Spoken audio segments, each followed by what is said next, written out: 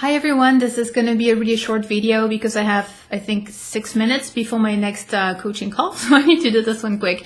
It's a spur of the moment message because I think this is something really important. I want to make sure that everybody is reminded. I want to talk about time management, and you might think, oh no, not again. She really loves it. But let me tell you why time management is so incredibly important. There are people in higher ed administration who are working too many hours, long days, self-sacrificing, saying yes to everybody, accepting every meeting that is requested, working hard on every project, and basically acting like a martyr.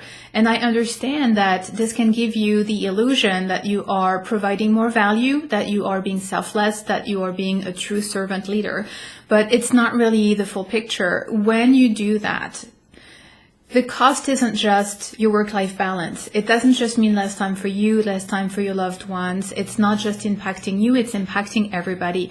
First of all, you have to lead by example. So if you are disorganized, if you lack boundaries, and if you work really long hours, in a way you're sending a message to your team that that's what's expected of them as well. So that's the first thing to reconsider. Second, if you are putting out fires all day, if you are reactive, if you don't have time for strategic planning, if you don't have time to create and articulate an inspiring vision for your team, there's going to be many gaps in leadership. You're going to, sooner or later, find yourself with employees who lack motivation, who perhaps are not really clear in which direction you're taking them. They can have less faith in your leadership. They can start losing trust in you. Typically, people who are really busy don't quite make the time to make expectations clear, to keep people accountable, and of course to make sure that people do a good job and you don't have massive differences between your top performers working hard, doing an enormous amount of work at a very high level quality, and then others that are, I don't want to say dead weight, but yeah, dead weight, because you know how this can create resentment, frustration, and it's an issue that I see on pretty much every campus. So when you are too busy, you're not just reducing your work-life balance, you're not just sacrificing your own life.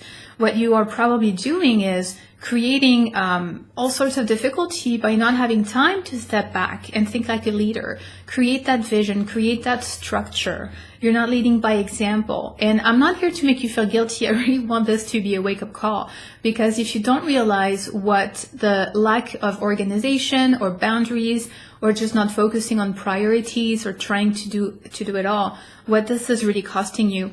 And the part that breaks my heart is that sometimes people will tell me, Audrey, I don't understand.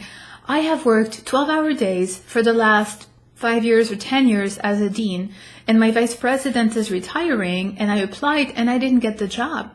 I don't understand. Why am I not rewarded? In fact, I don't even feel appreciated for my hard work. What is going on here?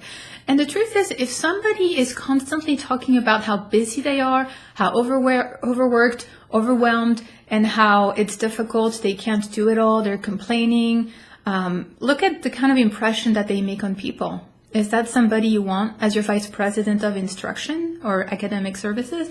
No, you don't. You want somebody with charisma, with confidence, somebody who is organized, somebody you can trust, somebody who knows when to say no, somebody who follows through on all of their promises. I mean, really, we have to realize that living a life of being overworked and overwhelmed is not going to go well when it's time to move up to a new job, because that reputation is going to follow you. So that's just a few things. There's many more aspects. Again, I apologize. I need to run because I have a client. I just wanted to talk with you before I forget. Otherwise, I'm off to the next thing, and I wanted to make good use of this time. But I have a blog that I'll be publishing later today. So look in the description of this video. I'll put a link. Make sure to read on that. There's lots and lots of resources, lots of ways that I can help you get organized, change your executive presence so that you can advance your career and most certainly manage your time well, and also inspire your people to do a great job. So that's all for now. I'm sorry for rushing, but it's nice to touch base again. Please leave a comment. I'd love to hear from you, and I'll talk to you soon. Thanks. Bye.